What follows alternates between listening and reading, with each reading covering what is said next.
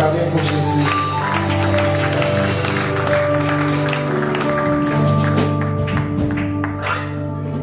Gloire à Jésus. Dans le pâturage, Dieu conduit ses précieux enfants.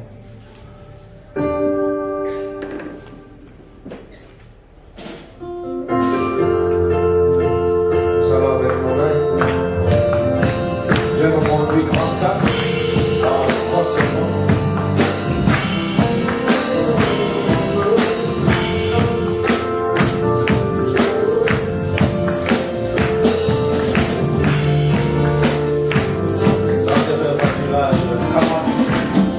Dans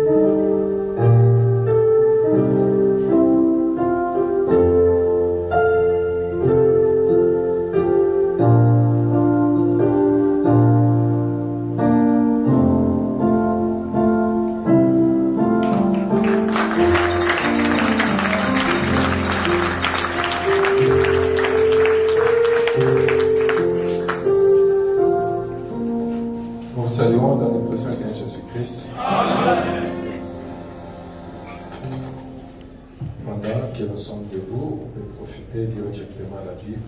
Ili tushakushimama tutasoma Biblia Pour la réunion de ce soir, qu'on lise dans Malachie chapitre 3. tutasoma kitabu cha Malaki sura ya 3. Le livre de Malachie au chapitre 3. Kitabu cha Malaki sura ya 3. Malachie, c'est le dernier livre d'Ancien. Commençons depuis le verset 10. Somea 10. D'accord.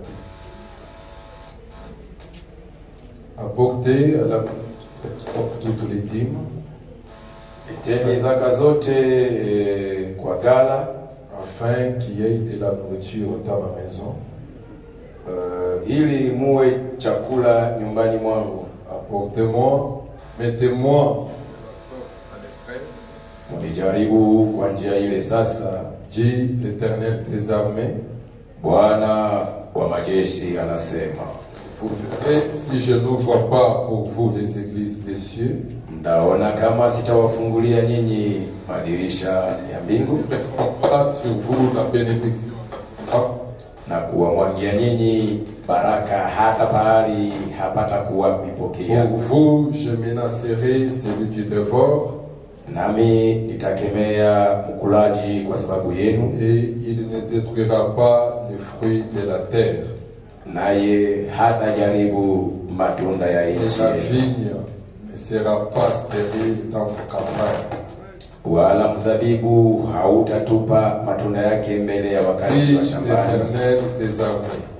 Bwana wa majeshi anasema. Toutes les nations vont errer, Na mataifa yote watawaita nyinyi heri, car vous serez un pays de délices, dit l'Éternel des armées. kwa maana mtakuwa nchi ya kupendeza. Bwana wa majeshi Vos anasema. paroles sont rudes contre moi, dit l'Éternel, Maneno yenu yamekuwa magumu juu yangu. Bwana et anasema. vous dites, qu'avons-nous dit contre toi?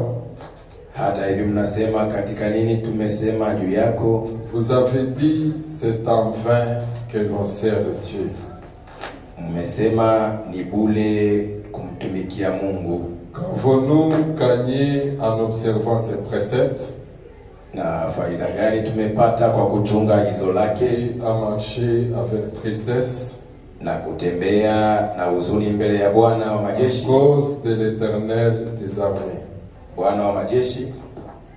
Maintenant, nous estimons errer les hautains Na sasa tunaona wenye kiburi heri, et les méchants prospèrent.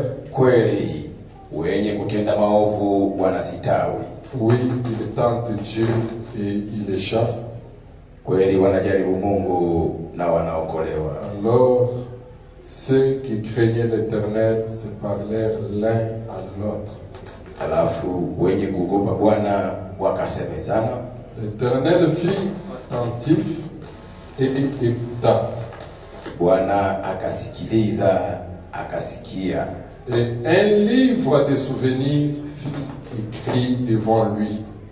Kitabu cha ukumbusho kikaandikwa mbele yake. Pour ceux qui craignent l'Éternel et qui honorent son nom. Kwa wenye kuogopa Bwana na kufikiri jina lake. Ils seront à moi, dit l'Éternel des armées.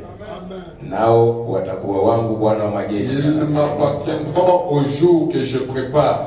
Katika siku ile nitakapofanya mali yangu mimi J'aurai mwenyewe, compassion d'eux comme un homme a compassion de son fils qui les sert. na nitawaachilia kama mtu anavyoachilia mwana wake mwenyewe. Et vous verrez de nouveau Pale mtaona tena la différence achanisho entre le juste et le méchant. katikati ya mwenye kumtumikia Mungu na mtu Entre celui qui sert Dieu et celui qui ne le sert pas. katikati ya mwenye haki na muovu. Vous verrez de nouveau la différence Mtaona mara nyingine tena achanisho entre celui qui sert Dieu et celui qui ne le sert pas. kati ya anayemtumikia Mungu na yule Veuillez asiyemtumikia. vous mettre, que Dieu bénisse la lecture de sa parole. Mungu awabariki kusema neno lake na mkani. Amen. Amen. Je vous remercie, vous tous. Nashukuru sana kwa ninyi wote. L'ancien racheté, Napitia pia asante mzee Rashidi celui qui est en train de prêcher. kwa sababu ni yeye ndio kuna ubiri. Ce soir, il m'a demandé que je puisse parler à sa place. Alipata magumu kidogo, akasema hivi mimi ni ubiri. Et je lui dis aussi merci de m'avoir fait confiance. Na kwa hiyo nashukuru sana kwa kunitilia matumaini. Et je remercie aussi notre pasteur, le Papa Life. Nakushukuru pia mchungaji wetu Papa Life. Donc, comme c'est l'ancien racheté qui est en train de parler, Isi vile ni mzee Rashidi anakuwa kuna ubiri. alors je n'ai pas voulu amener autre chose que ce que lui-même est en train de prêcher. Sikupenda tu sana kuleta kitu kingine ila kenye yeye anakuwa analeta hivi sasa. Alors je voulais parler du même sujet qu'il a prêché le dimanche. Nilitaka kusemea maneno moja aliyohubiri siku ya Jumapili. Je l'avais intitulé Les livres des souvenirs. Mahubiri yalileta tungo lake ya kwamba kitabu cha ukumbusho. Mais moi je n'enseigne pas comme lui fait. Moi je ne suis pas un enseignant. Mimi sina mwalimu kama jinsi alivyo. Moi je donne juste un petit quelque chose Naleta kitu kidogo tu pour aider le peuple de Dieu à garder la foi juu ya kusaidia watu wake Mungu walinde imani. et quelque chose qui nous permettra aussi d'entrer dans la prière ce soir. Naleta kitu kidogo itatusaidia kuingia katika maombi. Parlons sur le livre des souvenirs. Tunasemea kuhusu kitabu cha ukumbusho. Le livre de Malachie où nous venons de lire, Kitabu cha Malaki ambamo tunasoma. si vous remarquez très bien pour ceux qui ont l'habitude de lire la Bible et qui l'ont déjà lu, tu le lis à la fin. Ukitazama vizuri hata kwa wale wana desturi la kusoma walishasoma Biblia mwanzo hadi Vous mwisho. verrez que le livre de Malachie, c'est un service de questions-réponses.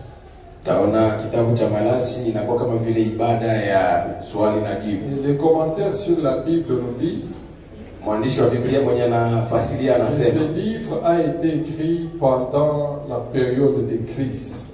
kitabu cha Malaki kiliandikwa wakati wa ukosefu. C'est pendant une période très difficile que le peuple d'Israël était en train de traverser.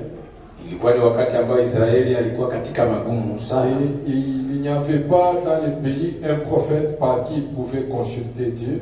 Katika nchi hawakuwa na nabii ambaye walikuwa waliweza Et kuuliza le Mungu. prophète qui était là, c'était Malachie. Na nabii mmoja mwenye alikuwa pale alikuwa akina Malaki. Et Malachie était dans l'exil, Malaki alichukuliwa kama vile mtumwa. pas dans la Bible, semble le peuple qui souffrait, qui traversait les moments très difficiles. Yeye hakuwa naishi pamoja na wale watu walipita katika matatizo. Que Dieu l'a fait revenir. Sasa Mungu kamrudisha kwa nchi yake. Et Les peuples ont commencé à lui poser des questions, lui il répondait aux questions du peuple. Ilikuwa ni kwamba watu walikuwa namuuliza Malaki, alafu Malaki kawajibu. Pourquoi vous voyez de temps en temps il y a des questions qu'on pose et des réponses qu'on donne. Les questions là, c'était les questions que le peuple était en train de poser. je disais, c'est pourquoi vous voyez de temps en temps, il y avait des questions qu'on posait. Ndio mtaona mara kwa mara walikuwa nauliza. Et c'était les questions qui venaient du peuple. Maulizo haya yalikuwa Comme yanatokea. là où nous venons de lire, qu'est-ce que nous avons gagné en servant Dieu? Watu wakijiuliza faida gani tumepata wa kumtumikia Mungu. Nous vendons, nous faisons des pertes. Tunanunulisha, tunauza alafu tunapoteza. Ceux qui ne le servent pas, ils gagnent souvent. Na wenyewe hawamtumikii ndio wenye wanapata faida. Moi, je crois les messages. Mimi ujumbe ndio binamini. Et là où je travaille, à côté de moi, il y a une autre personne qui ne croit pas ces messages, qui n'honore même pas les messages. Kazini tuliko kuko pembeni yangu mtu mwenye hajaamini ujumbe huu. Lui, il vend beaucoup plus que moi. Na anakuwa anafanya soko vizuri sana. Mais qu'est-ce que je gagne en honorant le message? Qu'est-ce que je gagne en honorant le message de William Branham? kwa kuchunga ni kwa kuheshimu ujumbe wa William Branham ninapatia mo nini? Comment il n'y a que mes enfants qui tombent malades tout le temps? Mbona tu mpaka watoto wangu ndio wenye wanagonjwa wakati? Comment il n'y a que ma maison qui était visitée par des bandits? Kwa nini mpaka nyumba yangu ndio kulikuwa wa? Comment il n'y a que moi qui avais échoué aux études? Mbona mimi peke yangu ndio mwenye nilishinda kwa? C'est-à-dire les sacrifices que je faisais aller à l'église même sous la pluie, c'était inutile, c'était vain. Manake matoleo niliyoyafanya kwenda kanisani hata chini ya Et Dieu était attentif et il écoutait. Na Mungu alitega sikio akasikiliza. Quand Dieu a écouté, naye Mungu aliposikia, il a pris un livre. Akakamata kitabu. Il a écrit tout ce que le peuple avait fait. Akaanza kuandika yote watu walikuwa wanatenda. Et il a gardé cela. Et ça s'appelle le livre des souvenirs. Le livre où se trouvent de bonnes choses que les enfants de Dieu ont pu faire. Le livre qui peut permettre qu'un jour Dieu peut l'ouvrir et le lire. Et par là, je voulais vous dire, pour commencer, peu importe ce que tu as fait pour Dieu, chaque chose minime que ça soit, cette chose-là n'était pas partie en fait. Même si sur cette terre on l'a pas écrit quelque part, mais là dans la présence de Dieu, cela est écrit dans un livre. Et un jour, vous verrez de nouveau la différence entre toi qui sert Dieu et celui qui ne le sert pas. Pourquoi? Parce que ton nom est écrit dans les livres de souvenirs. Et comme frère Branham nous dit, celui qui enseigne avec le type ne se trompe pas. C'est pourquoi nous prenons le livre d'Esther. Le livre que nous avions dit le dimanche avec l'ancien racheté. Et dans ce livre d'Esther, c'est un petit livre, je vous recommanderais dès que vous arrivez à la maison de le lire du début à la fin. Dans ce livre, on parle de l'histoire des Juifs. Amen. Alors les Juifs, je vous laisse nous qui croyons le message. Dans notre pisme de ce soir, dans notre type que nous prenons. On parle souvent des Juifs qui sont représentés par Mardoché. De quoi le pasteur avait parlé d'une manière un peu plus élevée.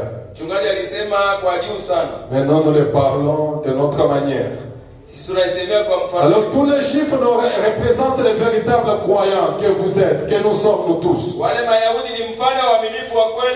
Alors on parle aussi d'Aman qui était l'ennemi des Juifs. Et dans notre exemple de ce soir, Aman c'est tout celui qui ne veut pas que tu évolues. Les embûches qui se dressent sur votre chemin. Ceux qui ne veulent pas que tu puisses réussir. Amen. Parce que frère Branham nous dit, lorsque nous lisons la parole, c'est mieux que tu te vois toi-même dans la parole que tu lis. Si tu lis la Bible comme une histoire, une histoire qui s'est passée il y a longtemps, tu ne retiendras rien de cette lecture-là que tu fais.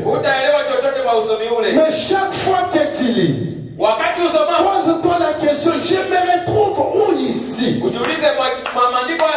le prophète a prêché un message d'identification. Il dit chaque fois, nous devons nous identifier au personnage de la parole. Amen. Tu lis le message, on te parle de quelqu'un, identifie-toi à cette personne-là. Parce que lorsque tu vas t'identifier, tu prends sa place. Ce qui lui était arrivé t'arrivera aussi. Et le roi ici, c'est le Seigneur Jésus-Christ. Amen. C'est une histoire que vous connaissez très bien.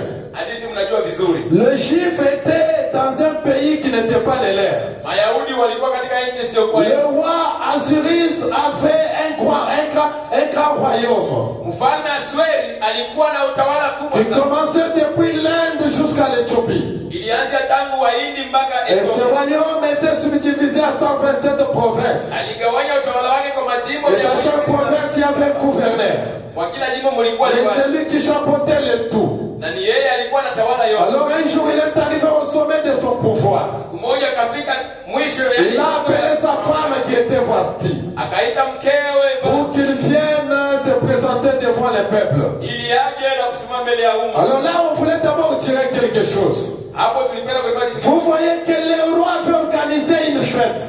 Mfalme Asweri alifanya karamu ya Mais fête. Vasti n'était pas parti à la fête du roi. Basi hakwenda kushiriki kwa hiyo. Frère, me dit c'est qu'ils font souvent des mauvais croyants. Anasema yeye ni mfano inafanya waaminifu. Quand Dieu organise la fête, Mungu akifanya karamu comme nous sommes ici ce soir, kama kisulika. parce que la fête du roi, nous venons pour écouter la parole. Kwa karamu ya mfalme tunakuwa kusikiza. Quand Dieu organise une fête ici cet après-midi, Mungu alifanya karamu jioni ya leo. Vasti elle est quelque part dans sa maison, Basi hebu nyumbani kwake organisant sa propre fête, na yake jifanyia karamu yake. quelque part dans sa boutique, Basi moja kwenye organisant sa propre fête. jifanyia karamu Et yake. frère Branham me dit, Anasema chaque fois que tu te présentes dans l'église, wakati c'est hawezi un signe de la désobéissance à Dieu.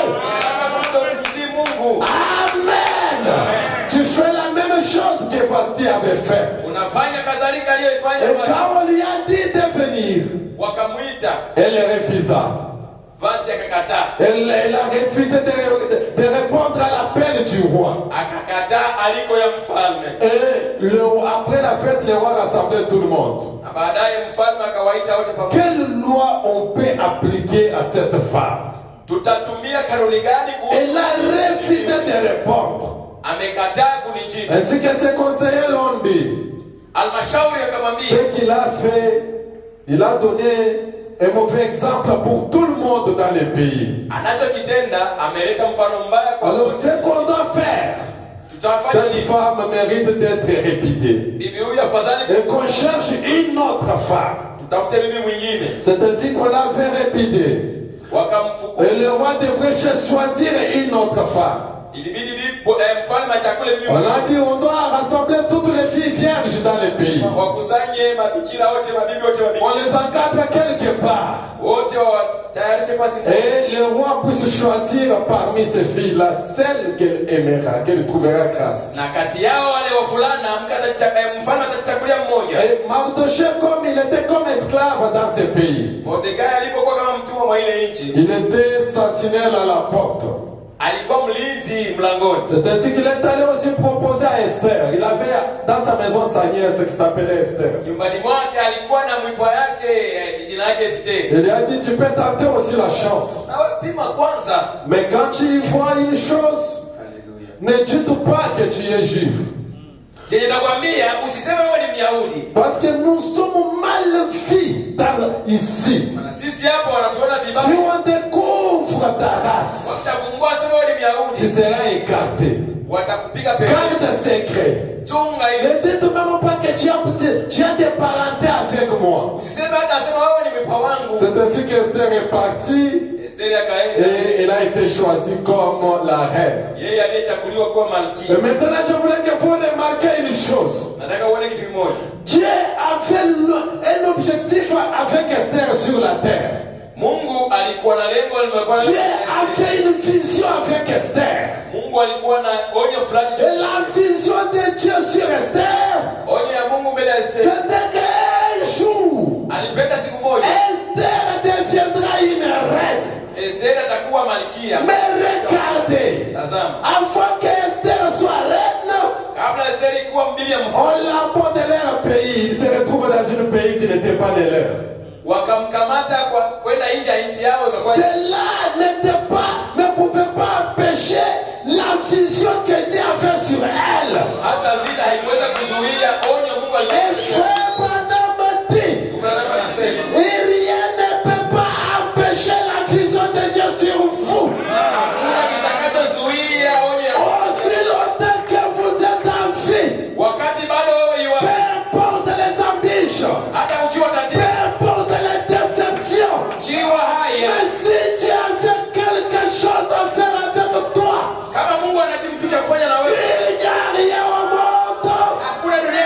peut empêcher cela? Même avant qu'il reste quelques minutes pour que tu quittes la terre, la vision de Dieu, ça s'accomplira sur toi. C'est pourquoi cet après-midi, je voulais te dire, toi qui es peut-être découragé, Dieu ne t'a pas oublié, Dieu ne t'a pas délaissé, Dieu il te connaît, c'est à quoi il t'a appelé. Un jour, ça s'accomplira dans ta vie. Est-ce qu'on peut dire amen à la parole? Amen. Un jour, ça s'accomplira. Si Dieu t'a appelé, que tu puisses le servir. Si Dieu t'a appelé pour que tu sois son enfant, peu importe à quel niveau tu es tombé ce soir, peu importe ce que tu as fait comme péché, cela n'a pas effacé la vision de Dieu. Dieu avait une vision sur Abraham. Abraham pouvait aller en Égypte et rétrograder. Abraham pouvait aller ailleurs et rétrograder. C'est rétrogradé. C'est là le coupé de bénédiction tout simplement. Mais ça n'enlève pas la vision de Dieu sur lui. Bien qu'il était rétrograde, mais la vision demeurait toujours. C'est pourquoi mes frères bien-aimés, c'est pourquoi mes soeurs, peu importe ce que tu as fait, mais si tu as été prédestiné, ce soir, la vision de Dieu est là toujours. Est-ce qu'on peut dire amen? Ainsi la vision de Dieu demeurait sur Esther. Esther est devenue la femme du roi. Et quand Esther devient la femme du roi, un jour quelque chose s'est passé. Je voulais qu'on puisse lire cela dans le livre d'Esther chapitre 2. Le verset 20, la Bible dit. Quelque chose s'est passé là. Mais devant les hommes, la chose était passée inaperçue. Je voulais que vous puissiez maîtriser cela, mais je ne vais pas traîner. C'est juste quelques minutes, on va prier. Soyez attentifs, s'il vous plaît. Esther chapitre 2, le verset 20. Esther n'avait pas fait connaître ni sa naissance ni son peuple. Car Mardoché le lui avait défendu. Et Esther suivait les ordres de Mardoché aussi fidèlement qu'à l'époque où elle était sous sa tutelle. Dans ce même temps, comme Mardoché était à la porte du roi, Bigatan était rege des cyniques du roi garde d'Israël. C'était un mouvement d'irritation.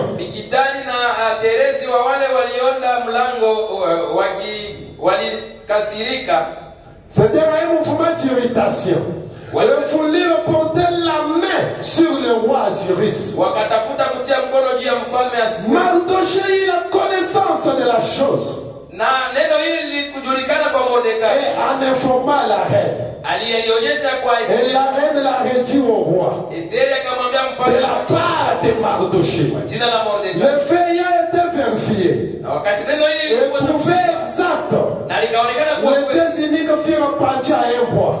Et cela fut écrit dans le livre des chroniques en présence du roi. Il y avait des ennemis qui étaient à la porte. Ils parlaient. Ils critiquaient. Mais ils ne connaissaient pas qui était Mardoché.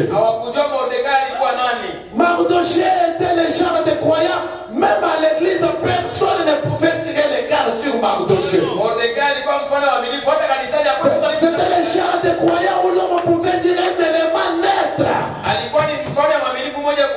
il y avait quelque chose dont ils oubliaient. Le sang qui coulait dans ses veines. Amen.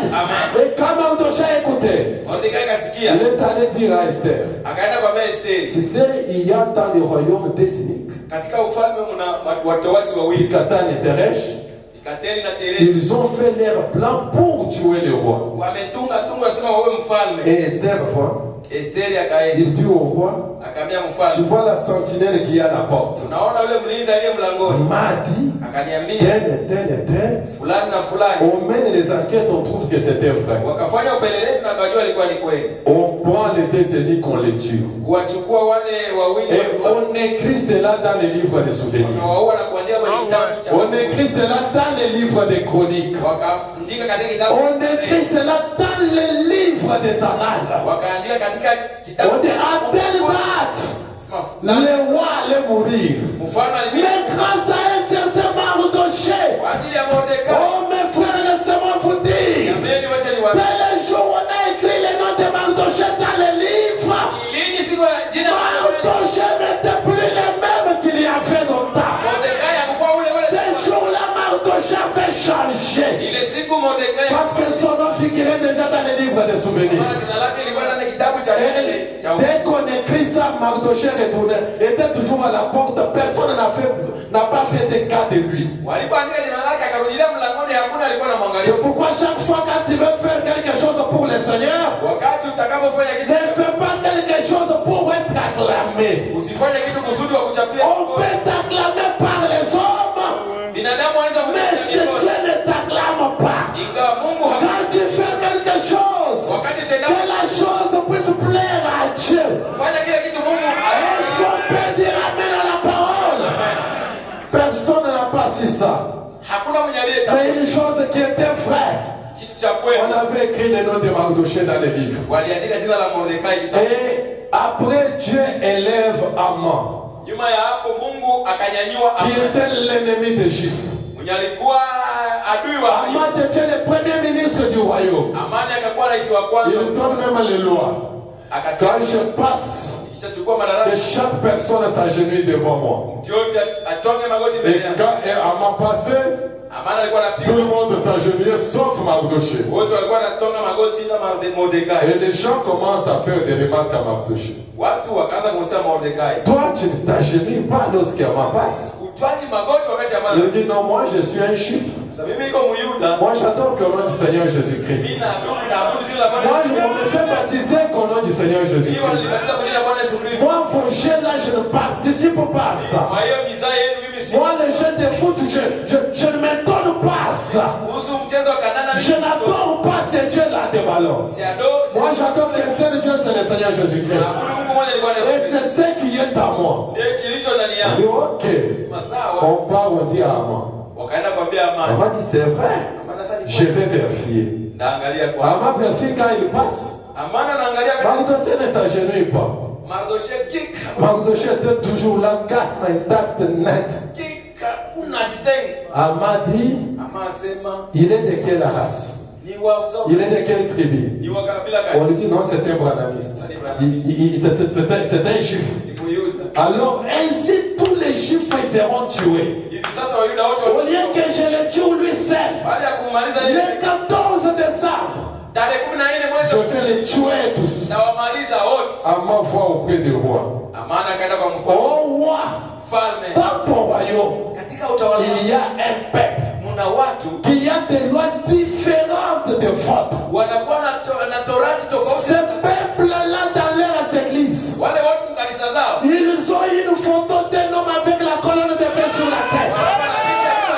Ce peuple-là dans leur croyance, et ils disent que les femmes ne doivent pas couper de cheveux. Ce peuple-là, ils sont endurés tout ce qui est comme divertissement. Ce peuple-là décourage aux gens de participer aux jeux de foot et ainsi de suite. Ils ont des lois différentes de nôtres. Alors il n'est pas dans tes intérêts de laisser ce peuple vivre. Tu dois les tuer. Signe-moi ici qu'on puisse tuer ce peuple. Moi, Aman, je verserai l'argent nécessaire. Le roi dit ok, ça c'est bien. Il ici, on tue tous les juifs. Et la chose part partout. On envoie des lettres dans toutes les provinces. Et la chose arrive aux oreilles des Juifs. On va tuer tous les Juifs. Et les peuples ont organisé des réunions de prière. Et là, frère Branham dit, quand les choses ne marchent pas, tu fais les dernières réformes, ça n'a pas donné. À ce moment-là, il n'y a qu'une seule solution. Et c'est la prière. Mais souvent, ce n'est pas ce que nous faisons. Donc, quand les choses ne marchent pas, c'est là qu'on se rappelle de l'oncle qui est quelque part. Il faut que je l'appelle. Je dois appeler mon chef. Je dois appeler tel. Non, mon frère et ma soeur. Frère,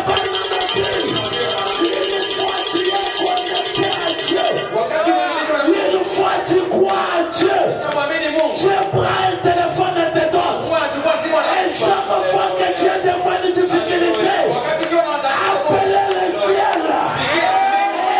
Amen. Et appeler le ciel, c'est la prière. Amen. Amen. Le peuple a commencé à prier. Et même Mardochée est allé voir Esther. Esther, es-tu au courant? Nous allons mourir. Esther lui dit, mais tu ne sais une chose, malheureusement, le roi n'est pas à la maison. Le roi est dans le cour royal. Et même moi, je n'ai pas le droit d'aller là-bas. Celui qui monte dans la cour, c'est seulement celui-là qui le roi appelle. Si tu penses que le roi t'appelle, tu seras exécuté sur place. Et il n'y a pas moyen. À mon retour. Puis il revient encore. Esther, si tu ne fais pas quelque chose, sache bien que notre délivrance viendra ailleurs. Amen. Si tu es en train de traverser une difficulté et que la personne sur qui tu comptais ne t'a pas aidé jusqu'à ce soir, laisse-moi te dire, ce n'est pas par lui que la délivrance doit venir. Ta délivrance, ta bénédiction peut venir ailleurs. Amen. Je lui dis, je reste indifférent. Est-ce que toi tu sais si on va nous exécuter, toi tu seras épargné. Tu ne sais pas. Peut-être c'est pour des moments comme celui-ci que tu as la cour royale. Esther, ça non, c'était beaucoup pour elle. Je lui dis alors, jeûnons pendant 3 jours. Allez-y, priez pour moi, moi aussi je vais prier. Que je mène, que je vive, je vais monter. Esther monte dans la cour royale sans que le roi l'appelle. Elle arrive là, elle s'agenouille. Le roi jette les yeux et voit Esther. Remarquez bien, là il y a quelque chose que vous devrez savoir. Il y avait une loi qui condamnait Esther. Amen. Est-ce que vous saisissez très bien, mais vous êtes distrait? Il y avait une loi qui condamnait Esther. Mais quand Esther est allée, elle a trouvé une grâce. Ça veut dire quoi? Quand il y a la loi et la grâce, frère Branham dit, la grâce est plus forte que la loi. Pourquoi je vais te dire ce soir, s'il y a une loi qui te condamne, s'il y a une loi qui te condamne ce soir,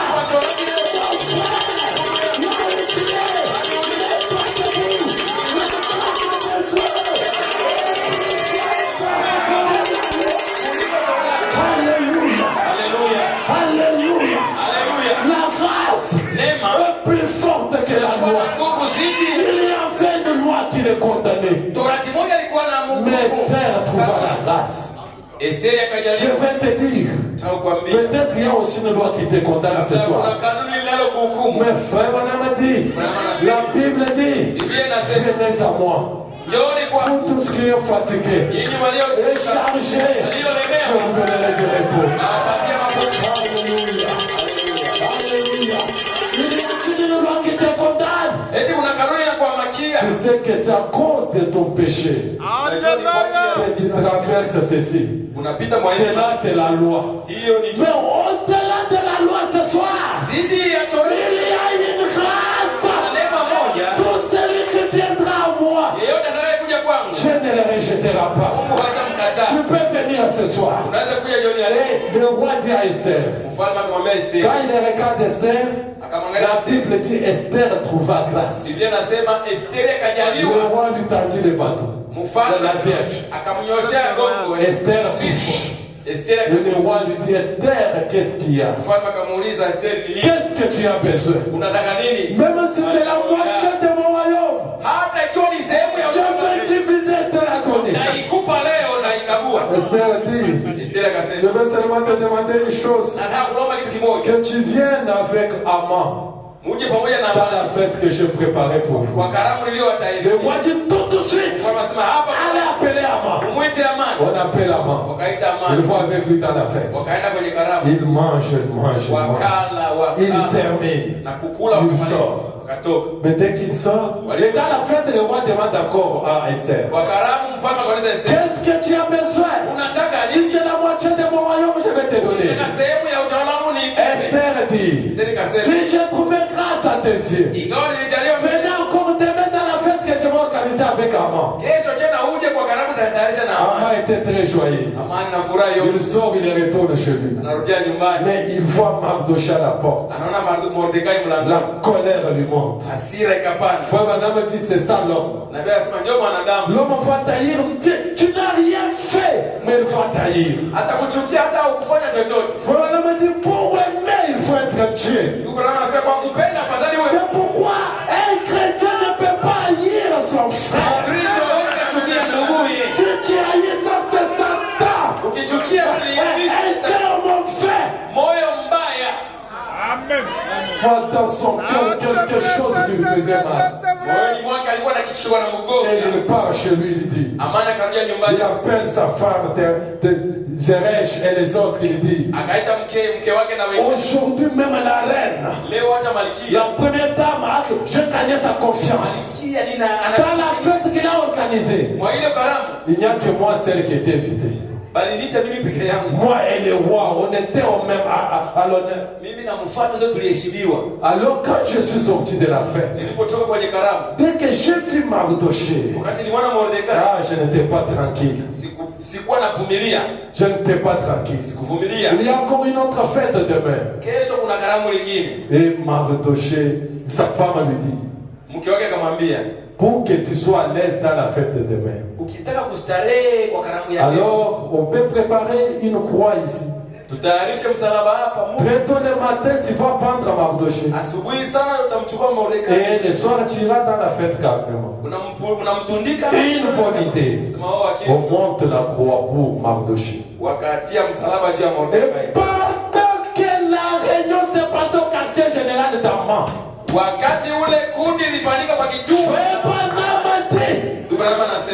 croyons à un Dieu qui agit au début du fil.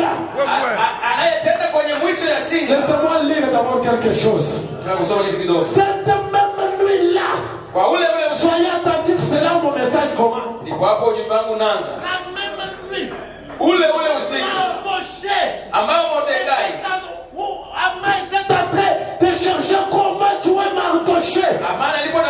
Frère, la Bible dit, cette même nuit-là, le roi il sommeille. Laisse-moi te lire ceci. Ce message l'est revenu. Un message prêché le 15 avril 51. Au verset 24, le prophète dit, remarquez, nous sommes en train de peindre ici un tableau terriblement sombre. Raconte notre appareil photo une fois de plus dans cette direction. Écoutez cette forte déclaration. Ça m'a fait tellement du bien lorsque je le lisais. Frère, elle me dit, oh là là, yote. On dit chaque fois. Wakati yote. Pas quelquefois. Sio kwa muda. Pas cette fois-là. Sio wakati ule. Chaque fois. Wakati yote. Lorsqu'il se passe quelque chose ici-bas. Duniani hapa kitu kikifanyika. Il se passe aussi quelque chose là-haut. Alléluia. Alléluia. Laissez-moi te dire ceci. Wacha nikwambie maneno. Le jour où Alléluia. ton père était en train de t'humilier. Mwenye nyumba yako alikuwa na Là-haut au ciel. mbinguni. Là-haut au ciel. Mbinguni pia. Je l'étais pas. Quelque chose était en train de se passer. Laisse-moi te dire. Le jour où ton chef t'a dit, Siku ambayo quitte ton travail est terminé. yako alifukuza kazi. Le ciel n'était pas calme. Mbingu haikuwa. À la même heure, Kwa saa ile ile. à la même minute, Kwa dakika ile ile. là-haut, Kule mbinguni. quelque chose s'est passé. Na kitu kilikuwa na Oh, le livre de souvenirs, kitabu cha ukumbusho. le livre de chroniques. Kitabu Frère Branham a dit, tarehe. cela a toujours été. Cela a toujours des côtés. Ile inakuwaka mpaka vile. Vous savez, Inakuwaka upande. lorsque Satan est à l'œuvre, Wakati ibilisi anafanya Jésus l'est aussi. Yesu pia anafanya. Alléluia. Alléluia. Alléluia. Alléluia. Quand Satan t'a fait tomber malade, Ibilisi akikugonjesha. Jésus n'était pas tranquille. Yesu akunyamaza. Jésus n'avait pas croisé les bras. Yesu anaikala. À la même heure, Kwa saa ile ile. à la même heure, Kwa ile saa. Jésus est fait aussi. Yesu alikuwa anafanya. Le prophète dit, Nabii anasema. celui à qui vous vous confiez Yule mwenye namtumainia. déterminera la direction Yule mwenye que ataonyesha njia. suivront les choses. Ataonyesha njia ambayo vitu Là, vous vitafanyika. n'avez pas compris. Hakujaelewa. Vous n'avez pas compris. Hakujaelewa. Quand Satan t'envoie des malédictions, Wakati shetani au anakutumia même moment, kwa dakika ile Dieu t'envoie aussi la bénédiction. Mungu naye anakutumia baraka. Maintenant, la chose qui t'arrive, Kitakacho kufikia ça wewe dépend de ta position. inategemea kile Ça unaamini. dépend de ton attitude. Inategemea hali Si unayo. tu te consacres sur ce que Satan fait, Ukijitolea kwa hiyo cela t'arrivera. ile itakufikia. Et si tu te consacres à ce que Dieu fait, Jitolea kwa ile Mungu anafanya. alléluia, Haleluya. Dieu envoie la stérilité à Abraham. Mungu akamtumia Abrahamu Jusqu'à l'âge de 100 ans. hadi miaka 100. Dieu lui dit, tu auras un fils. Mungu akamwambia utapata Satan mtoto. lui dit, ce n'est pas possible. Ibilisi asema haiwezekani. Mais Abraham n'écouta pas Satan. Ibrahimu hakumsikia shetani. Abraham regarda au-delà de la ménopause. Akaangalia zidi Il voyait Dieu akaona Mungu qui a créé le corps. aliyeumba mwili. Laisse-moi te dire, Wacha nikwambie. ce Dieu-là Ule ule. est vivant jusqu'à ce soir. Ni mzima hadi leo magharibi. Est-ce qu'on peut dire amen à la parole? Sema mbele kwa neno. Ça dépend de toi. Mambo inategemea Chaque wewe. fois que quelque chose Wakati wote ambao se passe ici-bas, inatendeka duniani, quelque chose se passe là-haut. kitu kingine kinatendeka Et mbinguni. au verset 6 Esther, au chapitre 6, Sura ya 6 le livre d'Esther, kitabu cha Esteri. quelque chose de bien. Kitu kimoja kizuri. Lisons un peu cela depuis le verset premier. Tusome kwanza ile La kwanza. même nuit là, Ule ule usiku. lorsque Haman était dans son quartier général, Wakati Amani alikuwa kwenye en kitabu train de préparer le bois akitayarisha mtu pour tuer Mardoché, ili amuue la Mordekai. Bible dit, Biblia inasema cette nuit-là, usiku ule le roi ne pouvait pas dormir. mfalme hakupata usingizi, Il fit apporter le livre des annales. akaamuru kitabu cha maandiko. Le problème, c'est le livre des annales. Le problème, c'est le livre des chroniques. Cha msingi ni kitabu cha. Mais n'oubliez pas, mes frères, Jamani, msisahau n'oubliez pas, mes sœurs, que malgré l'humiliation, hata kama umepata malgré l'apparence qu'avait Mardoché, ingawa hali alikuwa son nom était dans ce livre-là. jina lake lilikuwa kwa kile kitabu. Un jour, Siku moja le roi ne pouvait plus dormir. mfalme akakosa Il usingizi, fit venir le livre des annales, akaomba kitabu cha tarehe. les chroniques, et on les lit devant le roi. Nayo yakasomwa mbele ya mfalme. C'était le jour J pour Mardoché. Ndio ilikuwa siku ya mwisho ya Et Mordekai. la Bible dit, Biblia inasema et l'on trouva écrit imeonekana ya ce kuwa que Mardoché avait révélé au sujet de Bigatan et Teresh, les désignés du roi Akad d'Israël. imeandikwa ya kwamba Mordekai alikuwa Alléluia. habari za Bigitani na Teresi wawili wawili wasimamizi qui avaient voulu porter la main sur le roi. waliolinda mlango waliotafuta Pendant qu'on lisait Mardochée, le verset 3 la Bible dit, Biblia inasema les rois dit, mfalme akasema les rois dit, mfalme akasema quelle marque de distinction, achanisho gani quelle marque d'honneur. heshima gani Mardochée avait-il réussi pour cela?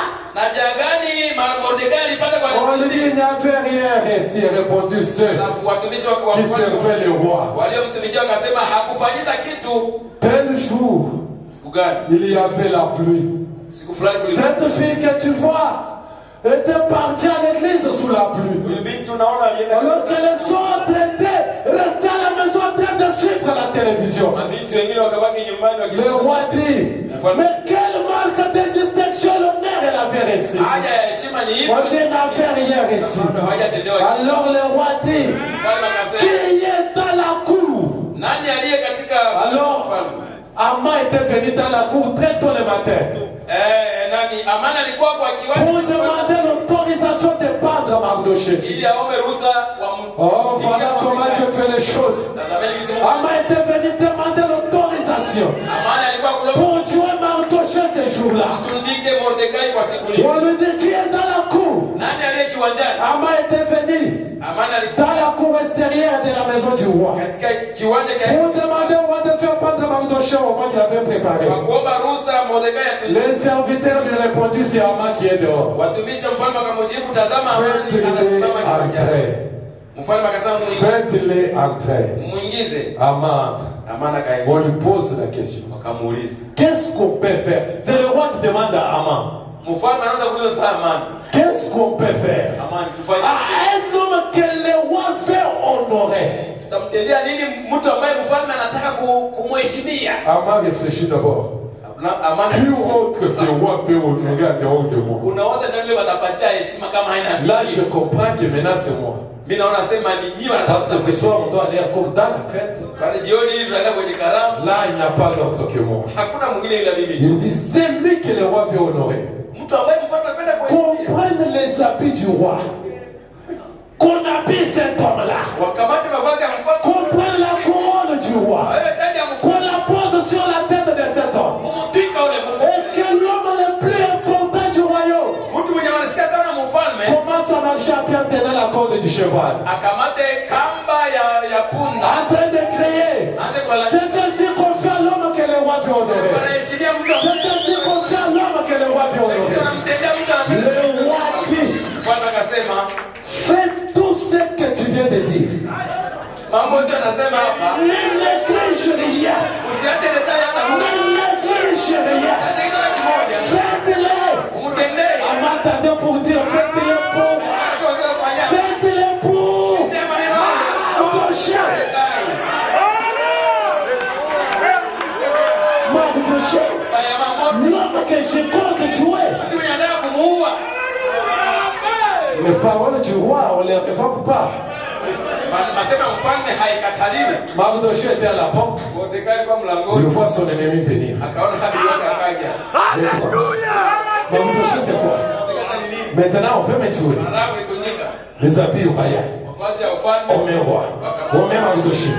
On prend la tête. Continue. Aman a parti. C'est ainsi qu'on fait un homme que le roi veut honorer. C'est ainsi qu'on fait un homme que le roi veut honorer. C'est ainsi qu'on fait un homme que le roi veut honorer. Maintenant, écoutez. Imaginez-nous la scène. Dans le quartier de Haman. Katika Tout le monde était debout. wote walisema Que Mardochée va venir avec Haman. Mordekai Plutôt, Haman doit venir avec Mardochée pour qu'il soit pendé à ses voix. atundike kwa mti huu. On coûte seulement la voix de Haman. Anasikia sauti ya mfalme. C'est ainsi qu'on fait un homme qui va honorer. Il regarde ce qui est sur le cheval. Aliyekuwa juu ya farasi Mardochée. Mordekai. Qui marche à pied. Wakuja Haman. nani Amani. Il tourne avec lui. Bo wale. C'est ainsi qu'on fait un roi, un homme que le roi fait honorer. Ndio jinsi hiyo wanamtendea mtu anayeheshimiwa na mfalme. De point d'interrogation. Anza kujiuliza. De point d'interrogation. De point d'interrogation. Wakajiuliza. C'est on rêve ou bien c'est une réalité? Jamani. Ni ndoto au tuko On arrive maintenant dans la cour. Wakafika kiwanjani.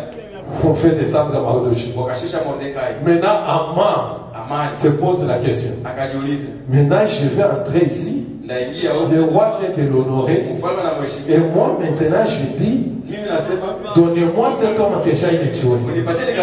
Ça, c'est ma mort. Aman n'a rien parlé de retourner chez lui calmement. Il arrive à sa femme, il lui dit comment? Laissez d'abord. Il est retourné, il s'assoit. Oh, la Bible dit. J'ai beaucoup aimé les paroles de la femme de Aman. Ces paroles m'ont beaucoup révolté. Et j'aime que ça vous révolte aussi ce soir. Ça m'a beaucoup révolté. Ça m'a beaucoup révolté. Écoutez le verset 12. Au chapitre 6, là où nous étions là. Au verset 12 et 13. La Bible dit, Mardochée retourna à la porte du roi. Et Aman s'est rendu en hâte chez lui, désolé et la tête vallée. Chaque jour tu passes par là au Terricone. Chaque jour tu vas au même travail au Terricone. La même personne que tu récoltes. Laisse-moi te dire ce soir, comme ton nom est écrit dans le livre des souvenirs, lorsque tu sortiras, la même personne te fera incliner la tête. Alléluia. Oh, le livre des annales, le livre des chroniques. Aman retourna la tête voilée. Aman raconta à Gérard sa femme et à tous ses amis, tous ceux qui lui étaient arrivés, et ses sages, ses conseillers. Et Gérard sa femme lui dit, c'est cette phrase qui m'a fait tellement du bien. Écoutez, si on peut la lire. Si Mardochée, devant lequel tu as commencé de tomber, s'il est de la race des Juifs, s'il est de la race des Juifs, tu ne pourras rien. Tu ne pourras rien. Tu complètement défendu. Alléluia. Alléluia. Le problème, ce n'est pas de ce que tu es. Mais le problème, c'est ce que tu es. Le problème, c'est de la race.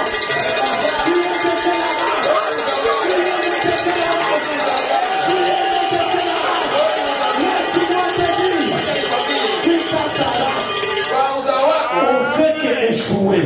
Non, tu peux la changer ce soir. Tu peux la changer.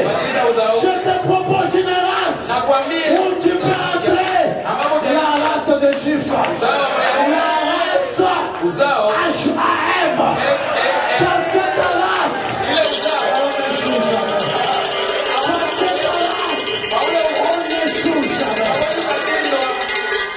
Retournons un peu. Pourquoi la femme de Aman avait dit ça?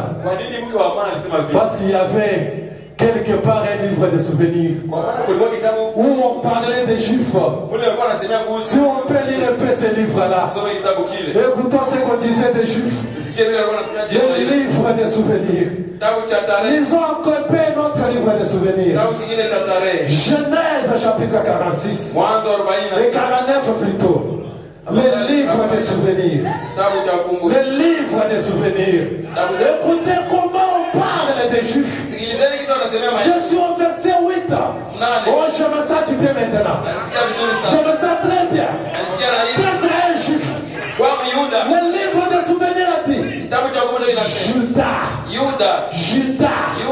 tu recevras les hommages de tes frères. Oh, le livre des annales, le livre des chroniques. Ta main sera sur la nuque de tes ennemis. Les fils de ton père se prosterneront devant toi. Judas est un jeune lion. Tu reviens du garage, mon fils. Il croit les genoux et se couche comme un lion. Comme une lionne qui me fera lever. Écoutez, 10. Les sceptres. Fimbo. Alléluia. Non, le bateau souverain là. Fimbo. Le sceptre. Fimbo. Ne s'éloignera point de Juda.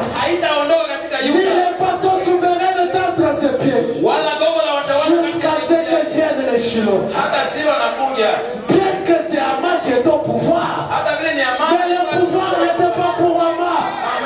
Le pouvoir était pour les Juifs. Le pouvoir était pour la race Achaïm. Et c'est de cette race-là où tu es né. Alléluia. Alléluia. Maintenant écoutez. À cause de ce que Jacob avait dit sur Juda, la femme de Mardoché, dans leur quartier général, comme il est un juif, à cause de ce qui est écrit, tu ne pourras rien contre toi. Oh, avant de lire quelque chose, laissez-moi lire encore dans la Bible. Quelque part, un livre de souvenirs. Quel livre de souvenirs? Acte chapitre 10. Acte chapitre 10. Alors, Père Césarée, la Bible dit, il y a que ça sera un homme nommé Corneille. Centenier de la cour dite italienne. Cet homme était pied et craignait Dieu. Avec toute sa maison, il faisait beaucoup de bon au peuple. Et il priait Dieu continuellement. Et cela fut écrit. Maintenant écoutez. Vers la 9e heure du jour, Corneille vit clairement dans une vision un ange de Dieu qui entrait chez lui et qui lui dit Corneille. Tu peux te mettre à la place de Corneille. Qui lui dit Corneille. Le regard fixé sur lui. Et saisi de foi lui répondit, qu'est-ce Seigneur? Et l'ange lui dit, c'est ce que l'ange te dit ce soir, tes prières, tes aumônes sont montées devant Dieu, sont montées devant Dieu, et Dieu s'en est souvenu. Alléluia. Tes prières, l'offrande pour Atiwai, tes dîmes, toutes ces choses sont montées devant Dieu. Et ce soir, Dieu en est souvenu. J'ai une bonne nouvelle pour toi. Il n'y a aucune prière que Dieu a oubliée. Il n'y a aucune prière que Dieu a oubliée. Maintenant, je vais te lire ton livre de souvenirs à toi. Et après, nous allons prier. La Bible, vraiment dit, dans je serai avec toi comme j'étais avec Moïse. Prochain le 11 septembre 1960, 154. Vraiment dit ceci. Et ce pauvre monde malade et infirme attend une délivrance. Et regarde à un panneau de signalisation. Miséricorde. Le panneau de signalisation n'est rien d'autre qu'un signe pour prouver la commission. Voilà les nouveaux ministères. Je lis le livre de souvenirs. Voilà les nouveaux ministères. Cela vient juste d'être révélé. Prie pour les malades. Maintenant écoutez. Amène les gens à te croire. Amène les gens à te croire. Et dans le livre de souvenirs, il est dit, Dieu ne peut jamais te laisser cela. Si tu crois oui entre là, chaque fois que tu es dans des difficultés, reviens dans le livre de souvenirs.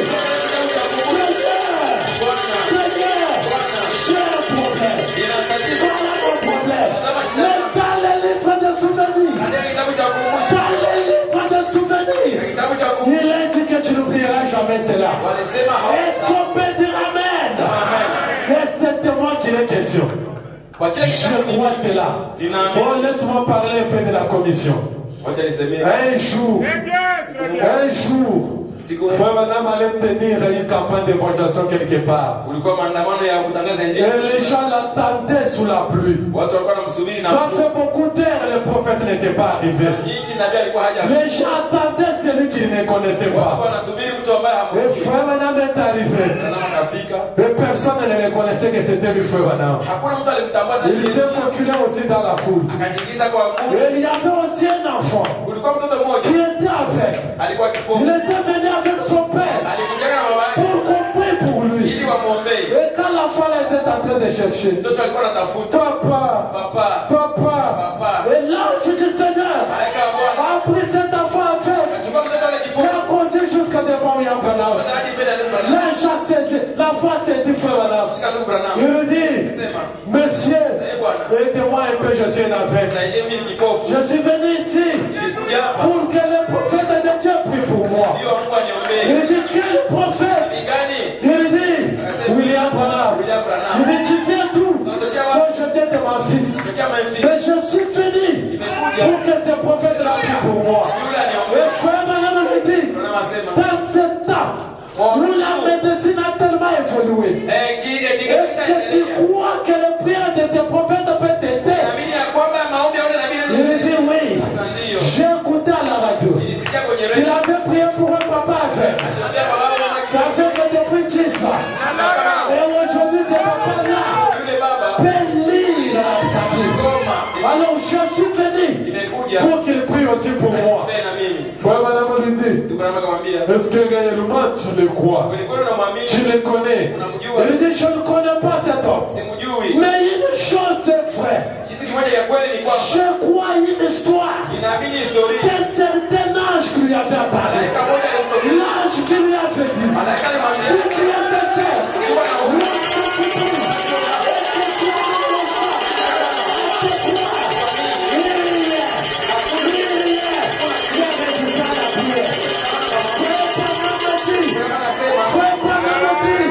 c'était assez pour moi. Je ne pouvais plus me contenir. Je saisis la foi. Je dis Dieu béni.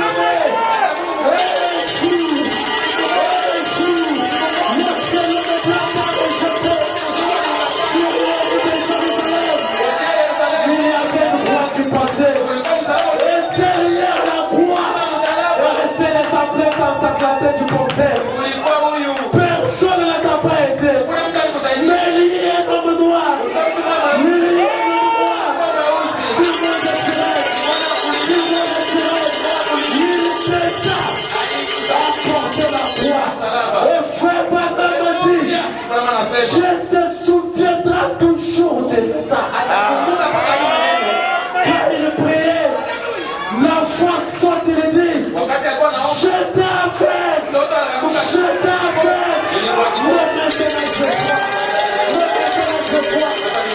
Écoutez, à distance, il y avait un homme avec des béquilles. Comme toi ce soir, tu as aussi des béquilles. Tu as handicapé. Tu es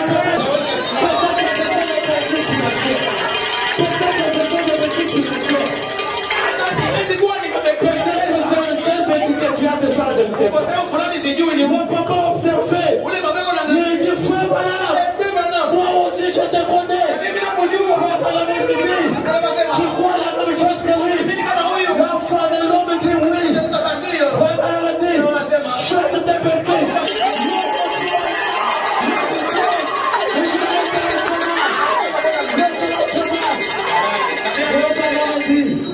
Il s'était connecté à haute bénédiction.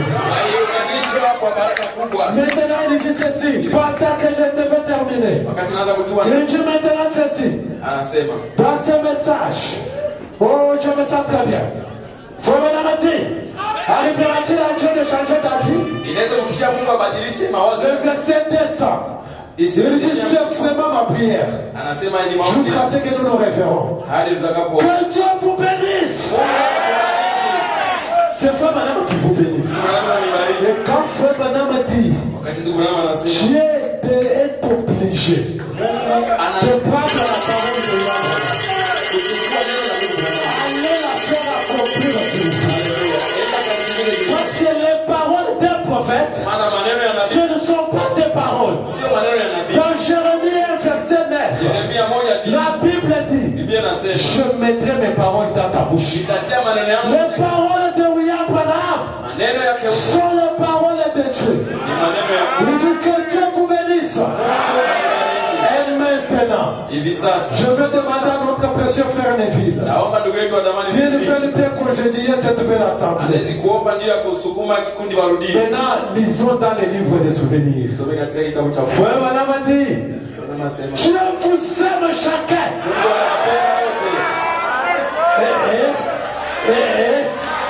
C'est le livre des souvenirs.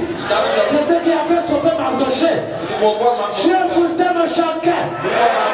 Je suis tellement reconnaissant d'avoir des gens comme vous.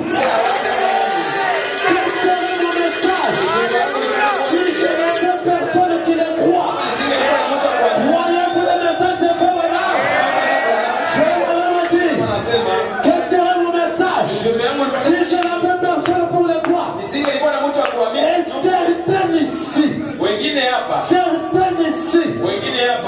serez prêts à donner votre vie pour cela. Pour ce message. Et puis il y a des gens ici, vous pouvez donner leur vie. Pour ce message.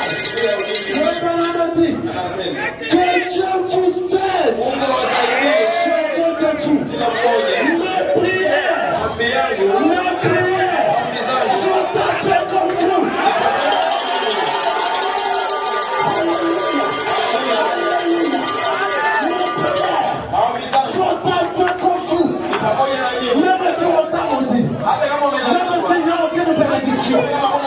C'est vrai.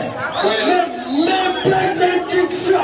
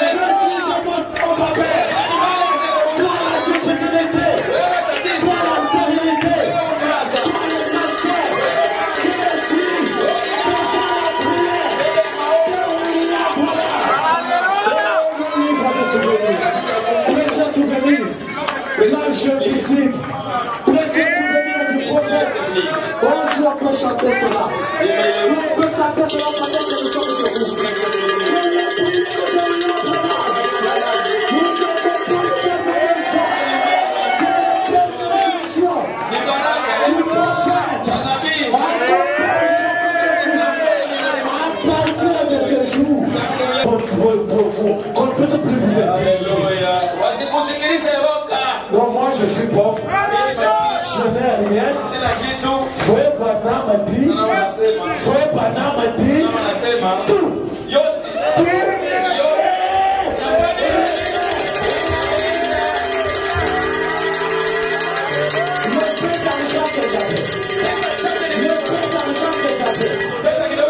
Je viens de les perdre.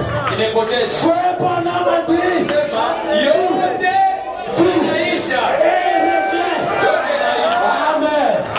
précieux souvenir. Chantez cela du fond du cœur. Chantons cela s'il vous plaît. Précieux souvenir.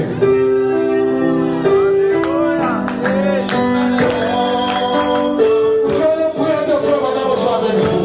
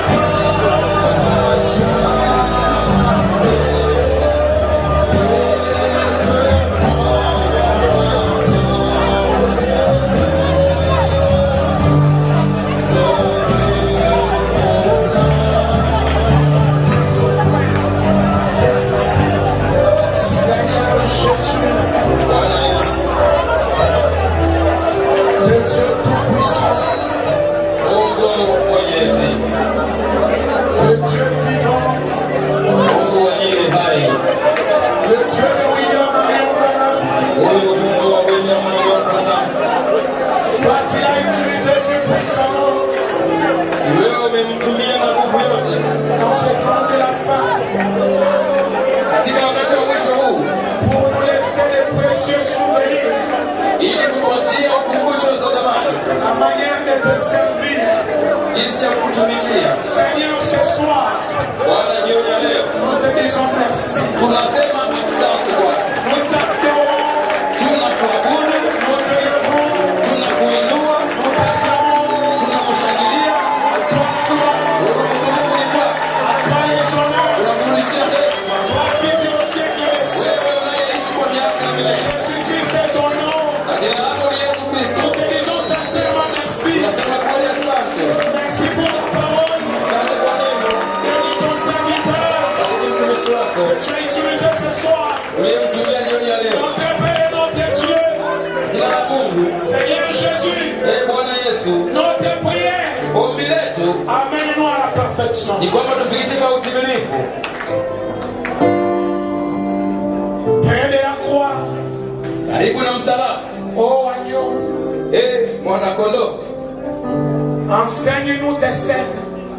utufundishe matendo yako, Enseigne-nous comment demeurer dans tes parvis. utufundishe jinsi gani kubaki kiwanjani mwako Dans ces jours mauvais, katika siku mbovu hizi, ces jours de l'action rapide, siku za matendo ya haraka, ces jours où les prophéties s'accomplissent rapidement. siku ambazo matabiri yanatimiza kwa haraka. Merci pour William Branham. Asante kwa ajili ya ndugu Branham. Dieu Tout-Puissant, Mungu Mwenyezi, amène nos vies fikisha maisha yetu à se conformer kulingana à l'accomplissement des prophéties. na utimilifu wa matabiri. Merci Seigneur. Tunasema asante. Dans nos maisons, Nyumbani kwetu, dans notre travail, kazini mwetu, partout où nous sommes, mahali popote tutakapokuwa, nous voulons être tes représentants. tunataka tuwe wasimamizi wako. Bénis tes enfants, Seigneur. Bwana, bariki watoto wako, Guéris les malades, Seigneur. wape afya walio na ugonjwa. Nous pensons à notre sœur Jeannette George, Tunakumbuka ndugu yetu Janet George, son grand frère depuis Kinshasa, kaka yake toka Kinshasa, souffre d'une maladie pulmonaire. amegonja ugonjwa ya mafua mafafu. Ça, c'est la science médicale qui l'a déclaré. Hiyo ni ukufunzi wa kiganga umesema. Mais Seigneur, Lakini Bwana, toi le docteur Jésus, wewe mganga Yesu, tu es spécialiste wewe ni fundi dans les cas impossibles. maneno yasiyowezekana. Chez toi, Kwako wewe il n'y a pas d'impossible. hakuna kisichowezekana. Oh Seigneur, Bwana, laisse que la colonne de feu unataka nguzo la moto soit en déplacement. lisafiri Maintenant que nous prions, hivi sasa, tuombapo toucher lienda likaguse cette personne malade. mtu huyo aliye na ugonjwa. Seigneur Jésus, Bwana Yesu, tu es encore le créateur. bado wewe ni muumba tu. Touche ses poumons. Gusa mafafa yake, Ce qui est détruit, kilichoangamizwa, ce qui est abîmé à l'intérieur de son système, kilichoharibika ndani ya system yake soit remplacé. kibadilishwe Au nom de Jésus-Christ, kwa jina la Yesu Kristo. Seigneur, Yeye Bwana, touche cet homme malade gusa aliye na gonjwa et guéris-le. na mponye, Rétablis-le, Seigneur. mrudishe na afya tena Ramène-le parmi les vivants. katikati ya walio hai, Comme ton église te le demande, Seigneur. kama jinsi kanisa lako linakuwa. C'est ta promesse, oh Dieu. Mungu ni ahadi lako, Nous voulons que tu fasses cela. tunataka uyatende, Ton nom sera glorifié. jina lako litasukuzwa. De même, Seigneur, Vile vile Bwana, il y en a qui n'ont pas écrit, kuna wengine hawakuandika mais ils ont des besoins. lakini wana mahitaji. Maintenant, Seigneur, Hivi sasa Bwana, dans ta présence, katika uwepo wako, laisse que chacun de tes enfants kubali kila mmoja miongoni mwa watu trouve wako la réponse, apate jibu, puisse trouver la solution apate suluhisho dans tous les problèmes qu'il a. shida zote Au anazo, nom de Jésus-Christ, kwa jina la Yesu Kristo. nous te disons merci, Seigneur, Bwana, tunasema asante. parce que tu es le Dieu vivant, Wewe ni Mungu, tu es le Dieu des livres, wewe ni Mungu wa tu elimu, es le Dieu qui parle. wewe ni Mungu asemaye, Et la chose arrive mambo yakatimia Yesu. Merci beaucoup, papa. Asante Baba. À toi l'honneur, à toi la gloire. Nakucha kukupa heshima Bwana. Ta grâce Amani yako na neema yako nous accompagne. itusindikize Dans le nom de Jésus-Christ. katika jina la Yesu Kristo. Nous t'avons ainsi prié. Hivi tumeomba. Amen. Amen. Le Seigneur vous bénisse. Bwana mbariki. Et qu'il bénisse son serviteur. Ambariki mtumishi wake. Nous allons nous retrouver le vendredi. Patana Ijumaa.